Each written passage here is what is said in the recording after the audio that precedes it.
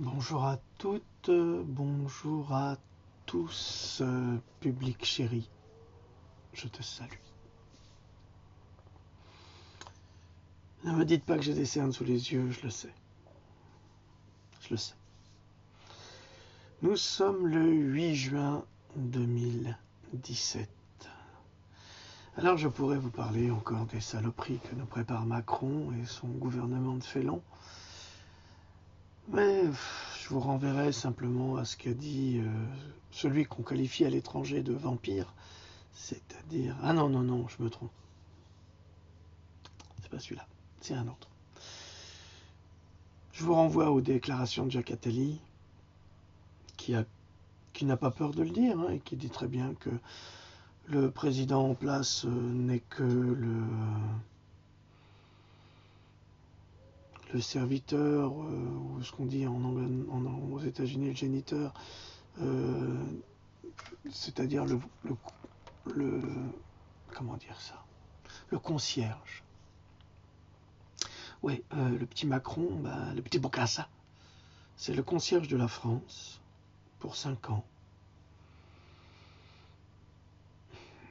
Bon, il va établir l'état d'urgence pour de bon.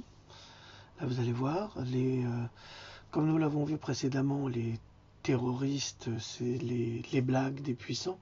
C'est pour nous faire croire que, et pour nous imposer un état d'urgence, pour contrôler nos vies et nous empêcher de donner notre avis sur tout et n'importe quoi, et surtout pour empêcher les gens de manifester, parce que comme il n'y a que des décisions impopulaires, les gens ne sont pas contents, mais ils ne peuvent pas manifester à cause de l'état d'urgence. Vous comprenez? Et à chaque fois qu'ils veulent dépasser cette condition, il y a un attentat.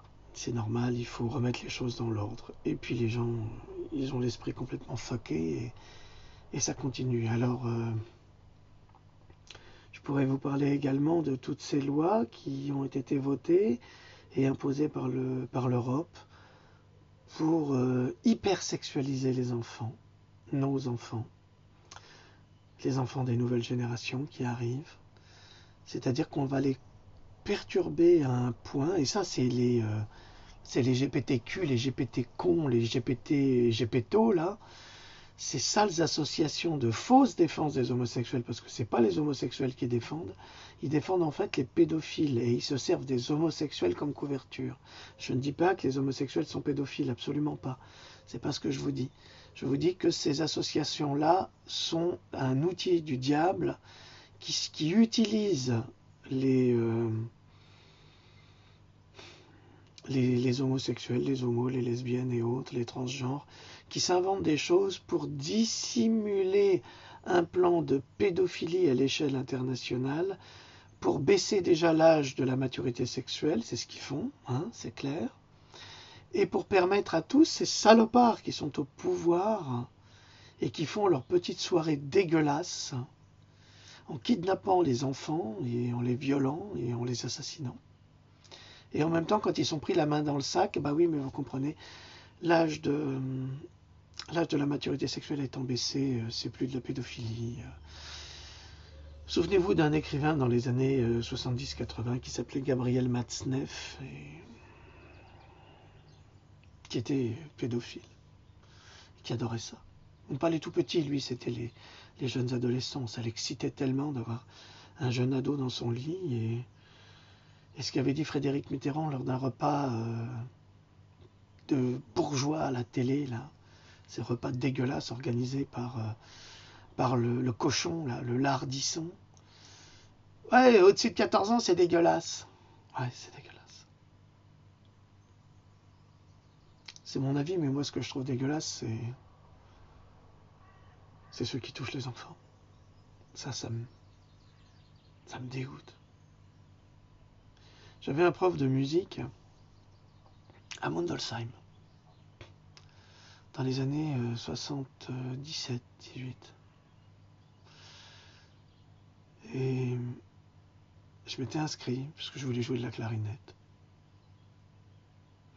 Oh, puis le prof, il était rudement sympa, hein. Il était gentil, t'arrivais, il t'embrassait, il te mettait sur ses genoux, enfin, il était chouette, le prof, il aimait les enfants, hein. Puis au troisième cours, j'étais très mal à l'aise. Très très mal à l'aise. Et j'ai dit à ma mère, je veux plus y aller. Mais attends, t'as payé ton inscription. Oui, mais maman, il y a un problème, je veux plus y aller. Mais pourquoi? Je sais pas, je veux plus y aller. Et ben 6 mois après, le type, on le sortait de l'école de musique avec des menottes et un impair sur les menottes pour les cacher. Il était arrêté pour pédophilie. Je remercie mon instinct de m'avoir sauvé. De la petite bite de salopard.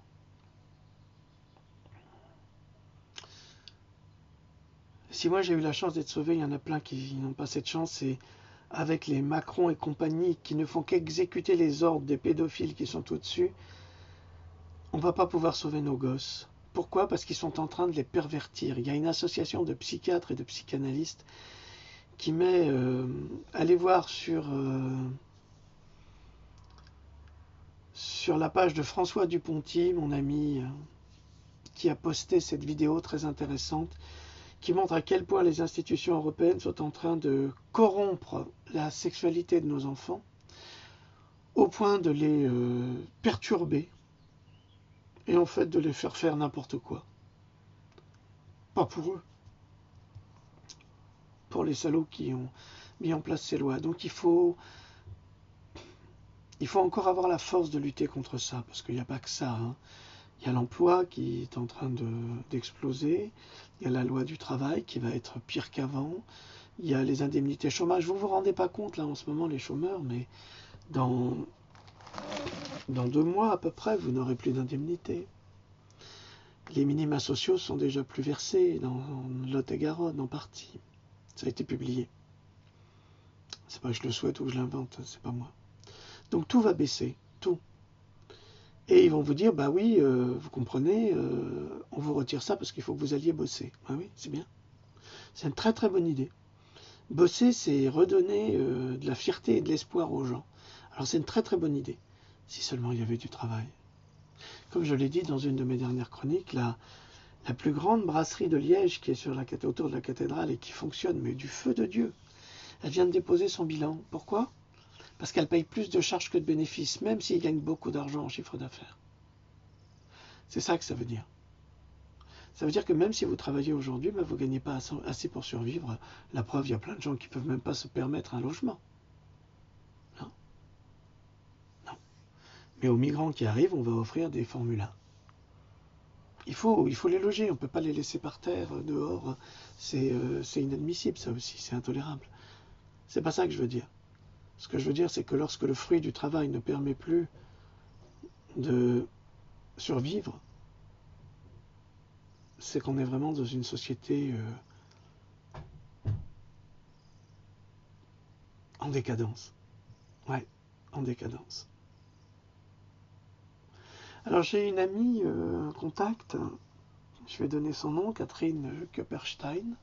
C'est bien de chez nous, ça. Chez nous, en Alsace. Qui m'a envoyé un document vidéo que je vais mettre sur ma page, mais que je connaissais déjà. Mais je l'ai remercié parce que c'est une très bonne piqûre de rappel. Pourquoi? Ben, vous vous interrogez tous sur la tolérance qu'il y a vis-à-vis des actions commises par certains musulmans, les mosquées radicales, les ci, les machins, les trucs, enfin... Vous vous dites, mais ouais, pourquoi est-ce qu'on brûle les églises, pourquoi on ferme les églises, pourquoi est-ce qu'on tolère cette intolérance de l'islam? C'est pas de l'anti-islamisme primaire ou je suis pas un antisémite contre les musulmans. Non, non, j'explique une situation. Hein. Et si maintenant expliquer une situation devient criminelle, on va y venir après pour l'antisémitisme, ben vous verrez. Alors, vous verrez après, j'expliquerai. Alors en 1973, il y a eu une guerre qui s'est appelée la guerre du Kippour. On l'a appelée aussi la guerre du Ramadan. On l'a aussi appelée la guerre d'octobre ou la guerre israélo-arabe. Elle opposait une coalition égypto-syrienne qui a attaqué Israël. Évidemment, ça s'est très très mal passé, non pas pour Israël, mais pour les Égyptiens et les Syriens qui se sont pris une déculottée. Bon, ce qui a montré que on n'attaque pas Israël comme ça, ce qui n'était pas une mauvaise chose, mais c'était pas une bonne non plus. Pourquoi? Parce que depuis, nous n'avons que des problèmes. Que des problèmes avec quoi? Avec l'islam. Pourquoi? J'ai toujours dit que le jour où nous arrêterons la consommation et l'exploitation du pétrole, ce jour-là, il n'y aura plus aucun problème avec les pays arabes et avec l'islam. Plus aucun. Aucun. Chacun fera respecter ses lois, chacun pourra vivre sa religion en paix comme on la vivait au XXe siècle entre les chrétiens, les juifs ou les autres, peu importe. Il n'y avait pas de problème. Mais depuis 1973, il y a des problèmes. Pourquoi? Eh bien, à la suite de cette guerre, les pays de l'OPEP ou l'OCI ont décidé de pratiquer un chantage. C'est-à-dire qu'après ce choc pétrolier, c'est les rois du pétrole, donc ils ont tout dans leurs mains. Ils ont déclaré que soit il y avait des ennemis des Arabes, soit des complices des ennemis des Arabes, soit des amis. À partir de là, seuls les amis pouvaient être servis en pétrole. Et tous ceux qui se détachaient d'Israël, eh bien, ils avaient le droit d'avoir du pétrole qui avait augmenté par 4. 1, 2, 3, 4. C'est-à-dire qu'on avait augmenté le prix du baril pour tous les grands amis. Mais ce n'était pas fini.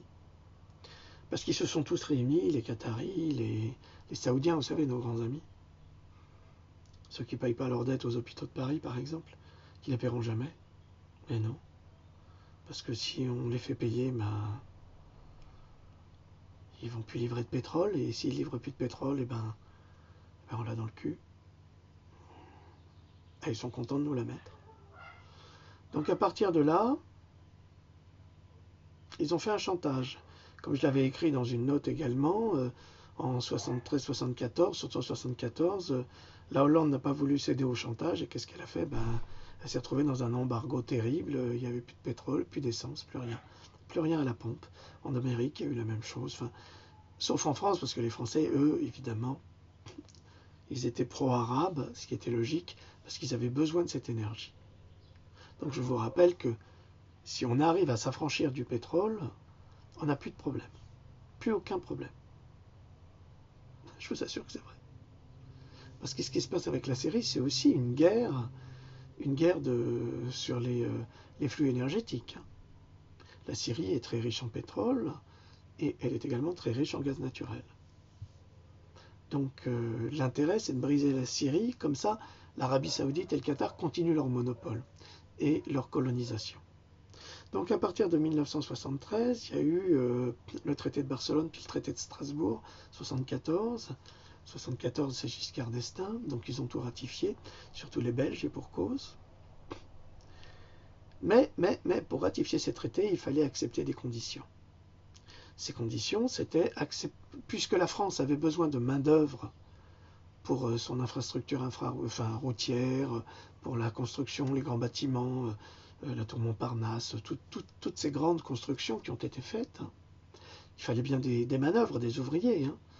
Ces ouvriers, il fallait les trouver, parce que en général, les ouvriers ne sont pas forcément tous qualifiés, donc il fallait de la main-d'œuvre. Main-d'œuvre. La main qui va porter l'œuvre, qui va amener le béton, les sacs de plâtre, enfin la totale. Ils avaient besoin de ce type d'ouvrier. Ce type d'ouvrier nous a été fourni par le Maghreb et les pays arabes, mais à la seule condition que ceux-ci arrivent en France en pays conquis. C'est-à-dire qu'ils avaient le droit de... Ce qui est normal, il faut leur laisser. Ils avaient le droit de pratiquer leur religion, ils avaient le droit d'avoir des mosquées, des écoles coraniques, parce qu'avec mosquée, il y a une école coranique, c'est systématique. On ne peut pas faire sans, c'est comme ça. Le matraquage est fait très tôt. Donc il fallait tout ça, et c'était obligatoire. Sinon, pas de main-d'œuvre, sinon, pas de pétrole.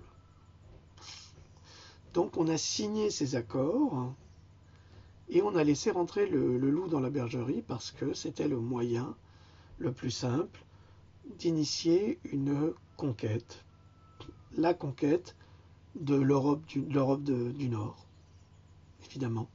Celle qui n'avait pas pu se réaliser eh bien, du temps de l'Égir, évidemment, et des morts qui étaient restés en Espagne, remontés dans le sud de la France, mais pas plus loin.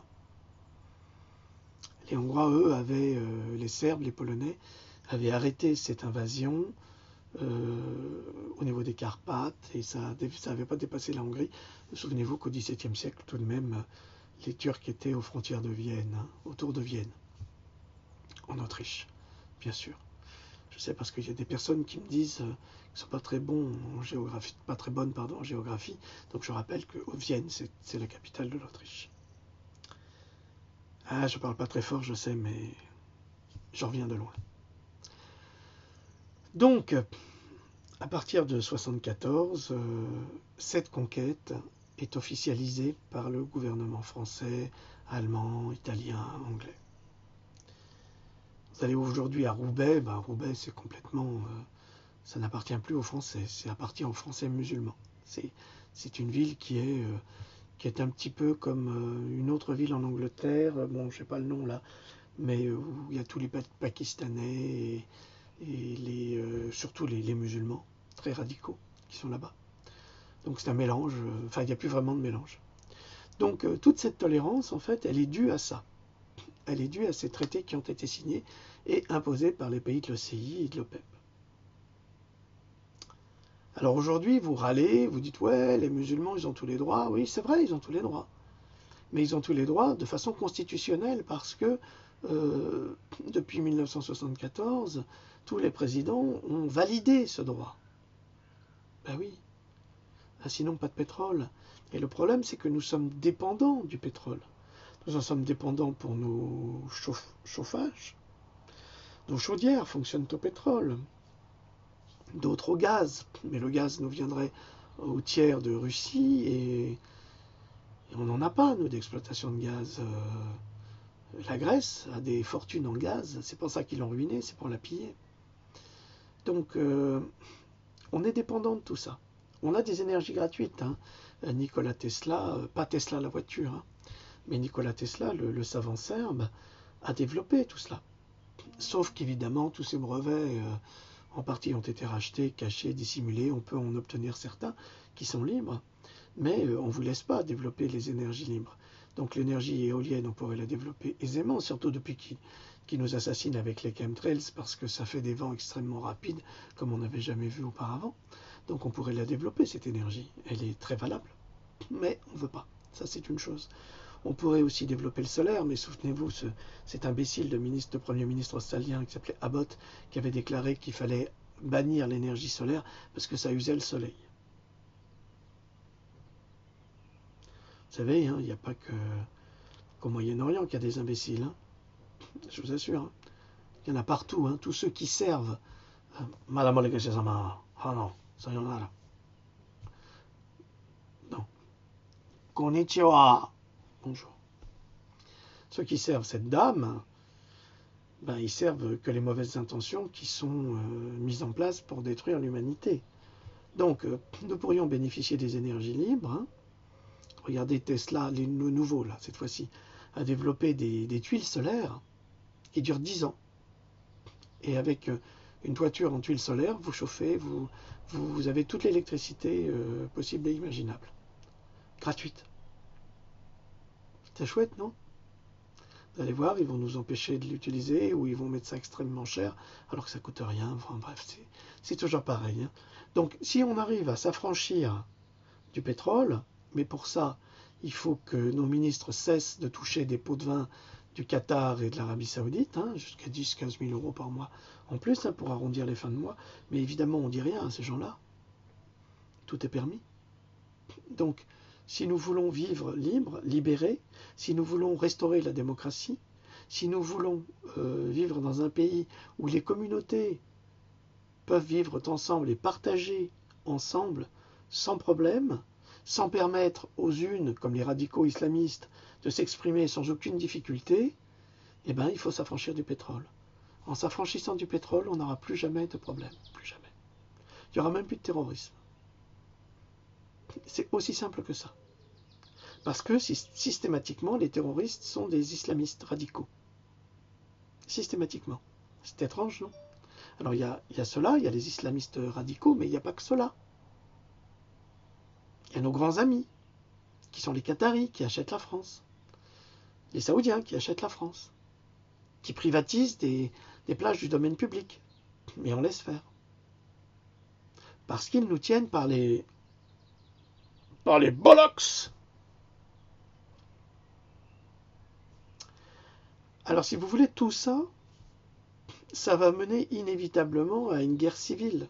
Une guerre civile d'un côté parce que les musulmans radicaux sont chez eux ici, ils le disent, ils disent ici on est chez nous. Et parce que les Français, on n'a pas le droit de dire français de souche. On peut dire français d'ascendance, je sais plus, je me souviens plus. Donc, vous comprenez qu'à partir de maintenant, tout ce qui va arriver à la France ne peut être que catastrophique, parce que d'un côté, vous avez les Français, ceux qui considèrent qu'ils sont Français, alors c'est les Italo-Français, les Portugo-Français, les Espagno-Français, les Hongro-Tunisiens, enfin, c'est la France aujourd'hui, hein, c'est une France de mélange. Mais qui ne sont pas musulmans, il y en a qui sont foncièrement chrétiens, allez dire aux Gitans que c'est l'islam qui va gérer la France, allez leur dire.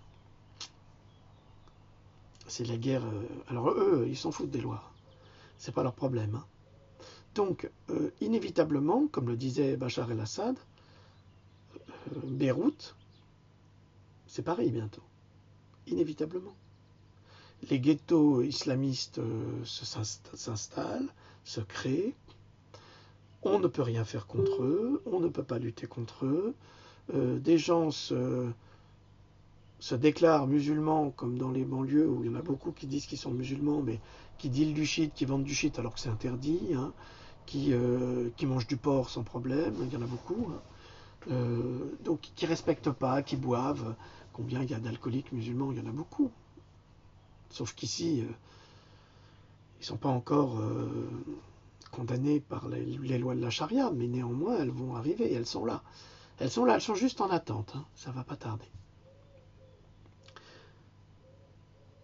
Donc les gouvernements successifs encouragent inévitablement cette prise de position qu'on appelle la guerre civile, qui sera, quoi qu'il arrive, inévitable.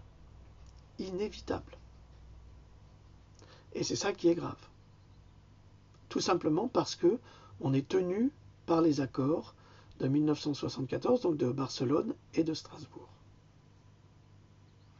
Alors vous regarderez la vidéo, pas la mienne évidemment, mais celle sur mon mur Facebook, pour vous ouvrir les yeux. J'ai eu beau écrire des articles, ça n'a pas suffi, donc je pense que l'image est plus efficace. Et cela, c'est sans le moindre racisme aucun. Alors, dans mon livre « La vérité vous affranchira », quelqu'un m'a demandé où est-ce qu'on trouve vos livres, monsieur Gendroc. Eh bien, monsieur Gendroc va vous répondre, vous ne pouvez les trouver que sur Amazon. Voilà, c'est tout. Amazon, c'est tout. Vous tapez mon nom, vous les trouverez dessus. Donc, dans le dernier, qui est une grande conférence sur le mensonge d'État, le mensonge perpétuel, j'ai fait une petite diatribe contre celui qui se prétend philosophe et qui s'appelle Bernard-Henri Lévy. Et qui pour moi est un homme extrêmement discutable sur de nombreux points. J'avais été très très choqué par une déclaration qu'il avait faite, mais j'ai eu la réponse grâce à mon ami Régis Dindin. C'est un pseudo bien sûr, mais salut Régis, je te remercie pour les liens que tu m'envoies. Qui m'a envoyé en fait un article très intéressant qui montre que le 1er juin 2017 a été votée une loi en Europe, c'est l'Europe qui a voté cette loi, et qui va condamner avec gravité toutes les paroles ou les actes antisémites et toutes les paroles que les citoyens réfléchis pourraient avoir contre l'État d'Israël. C'est-à-dire qu'on n'a plus le droit de critiquer l'État d'Israël. On a le droit de critiquer la France, on a le droit d'insulter les pays africains en disant oui, vous êtes des républiques bananières, vous avez des tyrans en place, patati patata. On a le droit d'insulter les pays du Moyen-Orient, pays arabes et autres. On a le droit de tout faire, de tout dire sur tous les pays, sauf maintenant sur Israël. Pourquoi? Ça veut dire qu'on a le droit d'assister au reportage vidéo où on voit des enfants se faire mettre en prison pour rien quasiment, ou parce qu'ils ont lancé une pierre. On a le droit de voir des jeunes gens se faire assassiner par des soldats israéliens, on a le droit de le voir. Ça, on a le droit de le voir. Mais on n'a pas le droit de donner son avis. Mais bien sûr, il y a aussi des attentats arabes en Israël, hein, de la même façon. Hein. Il y a des Israéliens qui meurent tous les jours. Bon, il y en a moins, c'est vrai, mais c'est pas parce qu'il y en a moins. Chaque mort compte. Mais c'est pas parce qu'il y en a moins qu'il devrait y en avoir plus ailleurs. Ça aussi, c'est pas tolérable. Si c'est une humanité, elle doit être unie et solidaire.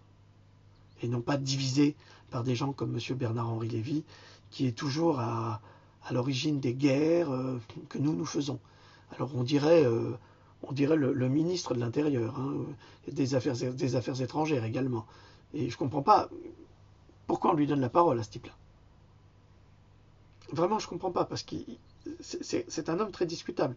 La famille est très discutable. Et surtout à cause des exploitations de bois en Afrique. La pratique de, entre guillemets, ça se fait plus, mais de l'esclavage ouvrier est terrible dans cette famille-là.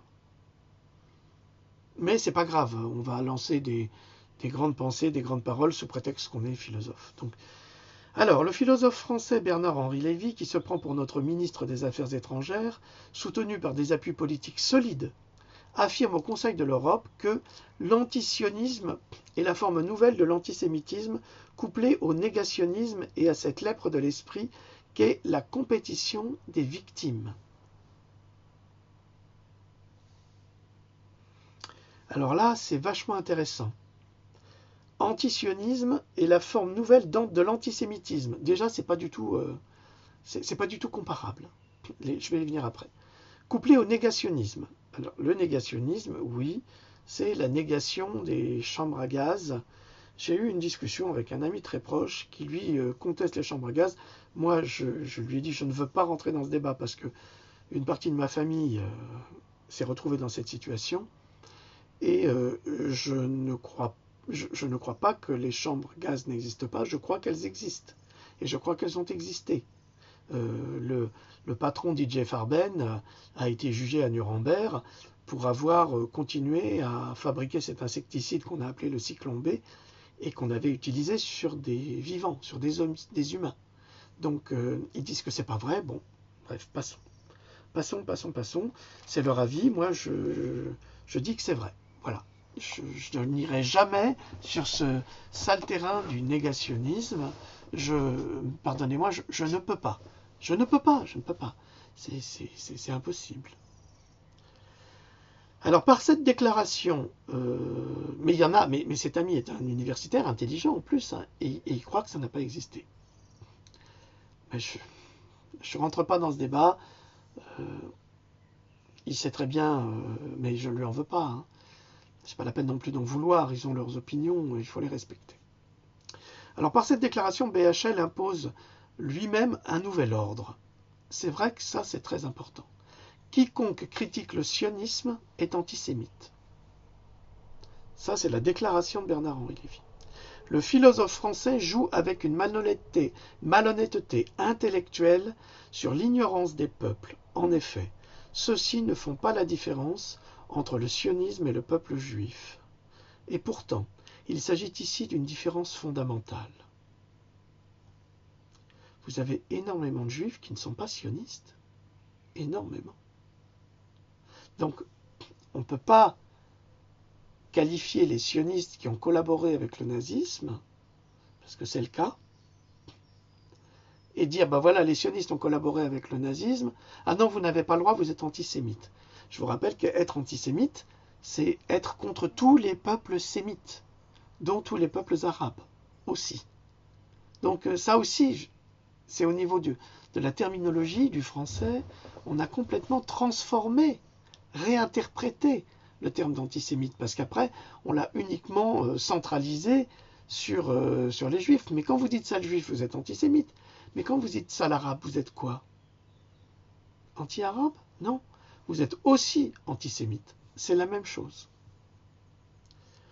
Pourrions-nous prétendre aujourd'hui que tous les Noirs d'Afrique seraient cannibales?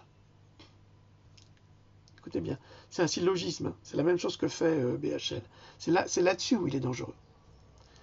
Bien sûr que non. Dans ce cas, tous les juifs du monde ne sont pas nécessairement sionistes, en toute logique. C'est une simple déduction logique. D'ailleurs, allez voir à New York, il y a des rabbins Lubavitch qui sont absolument contre l'État d'Israël et contre le sionisme. Hein. Et ça, parce que dans les textes, il est écrit qu'on n'avait pas le droit de prendre Israël comme un pays pour les juifs. On n'en avait pas le droit. C'était inacceptable. Donc vous avez des rabbins, des êtres lettrés, intelligents, des juifs, qui sont contre la création de l'État d'Israël et qui sont contre le sionisme. Alors maintenant, avec cette nouvelle loi, est-ce qu'on va pouvoir les attaquer eux aussi? J'ai des doutes. BHL ne s'arrête pas là. Il joue encore sur la peur de chacun, celle de passer pour raciste et un antisémite si ce chacun ose critiquer le sionisme ou l'État d'Israël, ce qui, dans notre société, est très mal perçu, et particulièrement sous un gouvernement PS qui ne cache pas ses amitiés avec le sionisme en faisant systématiquement le même amalgame que le philosophe français. C'est très complexe ce qui se passe aujourd'hui.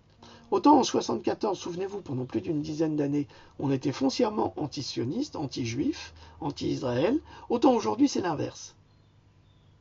Et en même temps, on est pro-arabe. C'est bizarre, non? En imposant ce principe d'opposition, BHL fait passer cet antisémitisme pour une lutte contre un peuple, contre un Dieu. Et il ajoute en commandant de manière mégalomaniaque, comme par un arrêté venant de Dieu lui-même, soit venant de lui, BHL, que toute personne qui s'opposerait au sionisme blasphémerait les textes saints et nourrirait de la haine envers le peuple juif. Je vous rappelle que sa propre sœur s'est convertie au catholicisme. C'est pas un hoax, c'est pas une blague. Elle s'est convertie au catholicisme. Elle a fui ça, aux grandes dames de BHL et de son frère. C'est vraiment le choc épouvantable. Aucune tolérance là-dessus. C'est un raccourci séduisant, mais c'est un raccourci malhonnête de la part de BHL. Ceux qui sont antisionistes sont antisémites. Non. C'est faux, monsieur. Je n'ai pas fait d'études de philosophie, pardonnez-moi, mais je peux vous assurer que du point de vue philosophique, c'est un mensonge éhonté. Tu nous prends vraiment pour des cons. Ben oui. Cette technique ou cette pratique de manipulation de l'esprit est le principe élémentaire de défense fondamentale du sionisme. Et ça, on l'a vu au cours de l'histoire. La culpabilisation d'autrui sur une base déviante est déviée. C'est un état d'esprit, une manipulation mentale dans laquelle il ne faut pas tomber. C'est un piège dialectique. Et oui, c'est toujours un piège dialectique. D'autant que chacun peut se rendre compte, après une simple réflexion, qu'opposer critique du sionisme et antisémitisme, et critique de l'antisémitisme, n'a absolument aucun rapport. Car BHL mélange avec malice critiquer un mouvement politique non religieux, le sionisme est un mouvement politique non religieux, et critiquer des juifs qui ont la foi, qui sont deux éléments diamétralement opposés en tout. Je vous rappelle également qu'en Israël, vous avez la droite dure, qu'on n'a plus le droit de critiquer, c'est interdit, et vous avez la gauche israélienne, qui est contre la droite dure. Mais contre Netanyahou et contre toutes ses décisions, contre chaque mort arabe, ils sont contre ça. C'est juste pour vous mettre dans l'ambiance, pour que vous sachiez que Israël, c'est pas que des gens qui veulent tuer tous les Arabes. C'est pas vrai. C'est faux. Vous avez plusieurs partis. C'est comme partout. Vous avez des êtres humains, puis des êtres qui le sont un peu moins. Si un sioniste est juif, il n'est pas nécessairement religieux, bien au contraire. Ainsi, critiquer et juger Bokassa Ier, empereur de Centrafrique par la volonté du peuple centrafricain, uni au sein du parti politique national, le Mézan. Je mets les liens sur le texte. Pour avoir commis des actes de cannibalisme, vraisemblablement une cabale organisée par les services secrets français, ou pour les crimes commis contre son peuple, c'est critiquer tous les Noirs en les traitant d'assassins et de cannibales. C'est exactement le même raisonnement sournois pratiqué par BHL qui, par cette déclaration menaçante, affirme « Celui qui critique un mouvement politique d'extrême droite juif est anti-juif ». Ben non, parce qu'avant d'être juif, le mouvement d'extrême droite, il est d'extrême droite. Ben oui. Donc si je critique un mouvement d'extrême droite, je ne suis pas forcément antisémite si après j'apprends qu'il est juif, ce mouvement d'extrême droite. Vous comprenez, ce sont des syllogismes, ce sont des manipulations mentales, c'est de la dialectique. Et le fait de dire que, c'est ce qu'il dit au début, quand il dit qu'il ne faut pas faire de chantage aux chiffres, au nombre, ça aussi c'est inacceptable. Cette lèpre de l'esprit qui est la compétition des victimes. Ça veut dire que seules les victimes juives ont le droit de s'en plaindre, mais les victimes de l'esclavage n'ont pas le droit. Donc les Africains rendus esclaves par les Arabes, puis par les Blancs occidentaux, parce que les Arabes sont blancs aussi. Donc ils n'ont pas le droit. Toute forme de génocide qui a eu lieu, par exemple les Arméniens n'ont pas le droit de se plaindre non plus, qu'il y a eu 1 million de morts. Les Amérindiens n'ont pas le droit de se plaindre, il y a eu entre 250 et 280 millions de morts depuis la découverte de l'Amérique, découverte officielle parce qu'elle avait été découverte avant par les Vikings, donc découverte officielle de l'Amérique par Christophe Colomb, donc 1492, donc il y a eu à peu près entre 250 et 280 millions d'Indiens assassinés. Donc on n'a pas le droit de comparer ça. Ça c'est BHL. Il n'y a que les Juifs qui doivent être martyrisés et qu'on doit respecter ce martyre. Non, on est dans une humanité qui vit sur une planète et l'homme est capable des pires atrocités. Alors que ce soit un homme chrétien, comme on l'a vu, que ce soit un Africain, que ce soit un Arabe, que ce soit un Français, les horreurs, ou un Allemand, les horreurs ont toujours été commises par des hommes. Il n'y a que les idées qui séparent les hommes, il n'y a rien d'autre. Et c'est grâce aux idées qu'il ne peut pas y avoir d'unité parmi les hommes. Et BHL, c'est ce qu'il est en train de faire. Il est en train de faire de la négation de l'humanité. Ah ben oui, parce qu'il y a la bonne et il y a la mauvaise humanité. Vous comprenez? Il y a les gentils humains, puis il y a les méchants humains. Et ça ne marche pas comme ça. C'est pas possible. Le monde ne peut pas être que manichéen. Non, le monde est divisé par des êtres malfaisants pour valider des agendas politiques et économiques. C'est tout. Alors, c'est dans la faiblesse apparente de raisonnement que l'on perçoit la remarquable manipulation. C'est un avis personnel, j'en conviens, mais pas davantage que celui que BHL nous impose dans son point de vue et sa déclaration en jugeant ceux qui ont encore le culot de considérer un mouvement extrémiste et politique juif. Donc on n'a pas le droit de considérer le sionisme, c'est interdit maintenant. Soit c'est une faiblesse de raisonnement de la part d'un si grand philosophe, soit c'est une manipulation globale. BHL a dû troquer son talent de penseur contre celui de premier propagandiste de France, d'Europe même. Ces petites phrases qui n'ont l'air de rien et qui en disent beaucoup. Bon, ça n'enlève rien à l'intelligence de BHL. Hein. C'est un homme très intelligent, c'est un grand manipulateur devant l'Éternel. Ça, c'est évident. Il faut lui laisser ça. Comment un philosophe digne de ce nom peut-il être victime d'un tel acte de fièvre qu'on ne peut comparer qu'à celui qui saisit la France durant la Révolution et Paris en 1871 ? Eh oui, excusez-moi. Comment BHL peut-il développer de tels arguments sur le sionisme en public dans une séance plénière d'une institution européenne ? Être contre le sionisme, c'est être antisémite. Où est son éthique philosophique, celle de questionner et non pas d'accuser et de juger? Il Yasser Arafat, terroriste, assassin et défenseur du peuple palestinien, parce qu'attention, hein, c'est aussi un assassin, Yasser Arafat, hein, il ne faut pas l'oublier. Il a commis des attentats sur des personnes neutres, civiles, juste pour se faire entendre et faire du chantage aux grandes compagnies aériennes pour avoir un trésor de guerre. Hein. Ok ? Il faut remettre les choses dans leur contexte. C'est aussi un terroriste. Hein. Défenseur du peuple palestinien, n'était pourtant pas antisémite. Même si celui-ci n'était pas un saint, il faisait la différence entre le religieux et le sionisme. Alors, la citation que je vous ai donnée là tout à l'heure sur accès de fièvre qu'on ne peut comparer qu'à celui qui saisit la France durant la Révolution et Paris en 1871, c'était une phrase d'Ernest Renan, grand écrivain français. Eh oui, que voulez-vous, je ne peux pas me détacher de mes références. Où es-tu, Arafat? Ouais. Ok. Il faisait la différence entre le religieux, le croyant et le sioniste.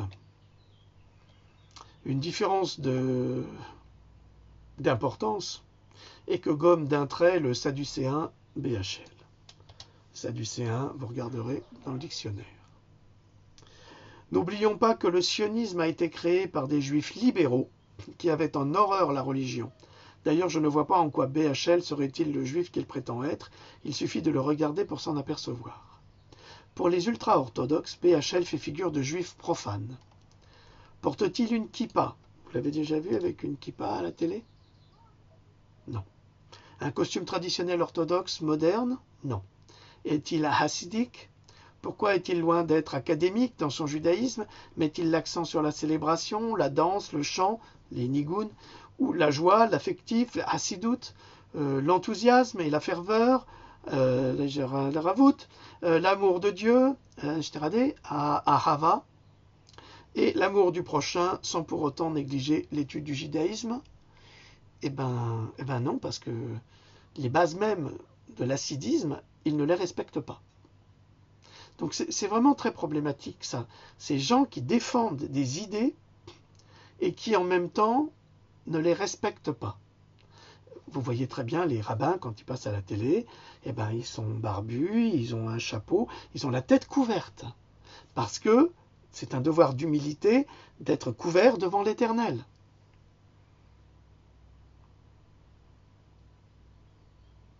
BHL n'est jamais couvert devant l'Éternel. Il est toujours à découvert. Il y a un problème.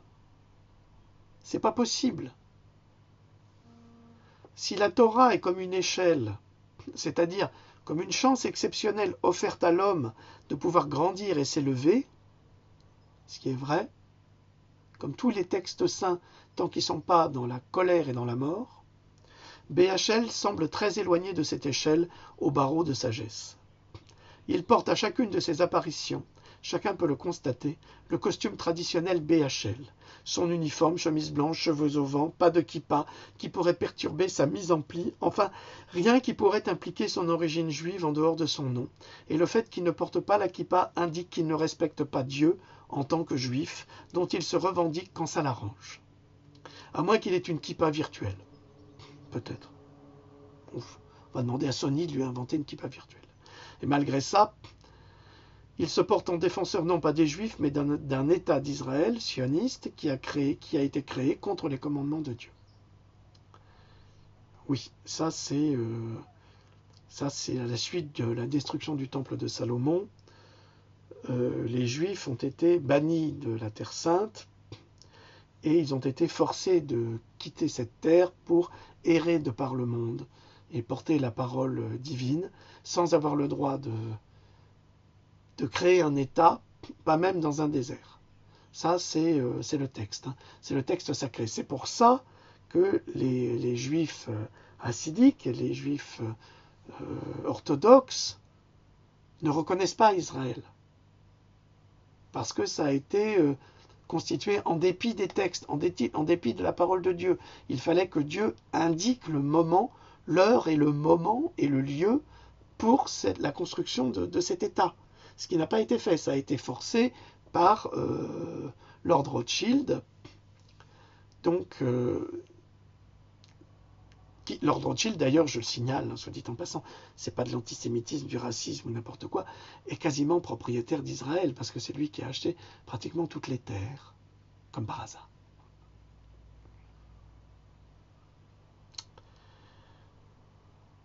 Bon.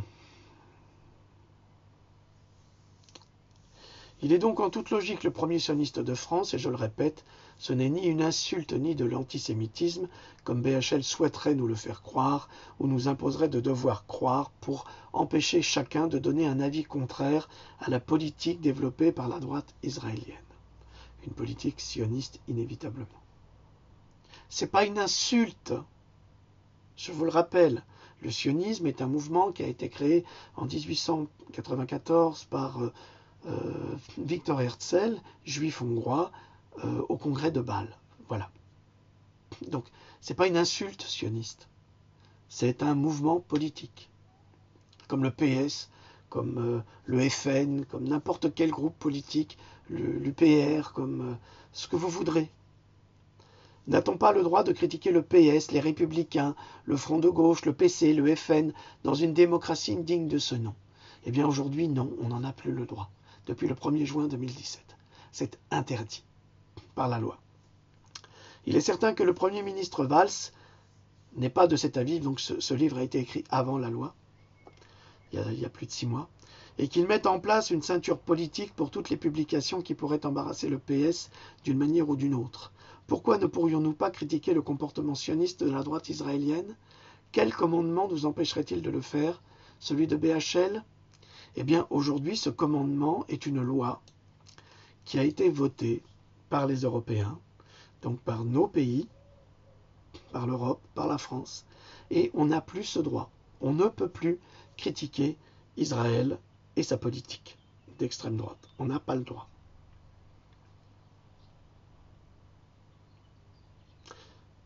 Cette vidéo n'est pas, comment dirais-je, une critique, hein. C'est une analyse, c'est une dénonciation d'un fait, pour que tout le monde soit au courant. Ça veut dire que maintenant, ceux qui sont très virulents contre l'État d'Israël et qui sont très insultants, je leur conseille, amicalement, c'est pas moi qui vais les juger, moi je dis rien, c'est pas moi je fais que vous parlez.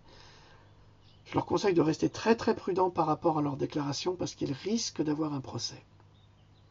Et des peines lourdes vont être déclarées. Donc maintenant, informez-vous. J'essaierai aussi de mettre le document de mon ami Régis, sauf que je trouve que la façon dont il est écrit est un petit peu discutable. Un peu partisan, un peu... Ça c'est de la droite. Un peu... Voilà, je trouve que c'est un peu comme ça. Mais les faits sont là. En 2 mots, hein, les faits sont là. Voilà, je sais, c'est pas très drôle, j'ai pas envie de rire parce que j'étais pas très bien ces derniers jours. Donc j'essaierai de vous faire rire plus tard. Ok? Salut!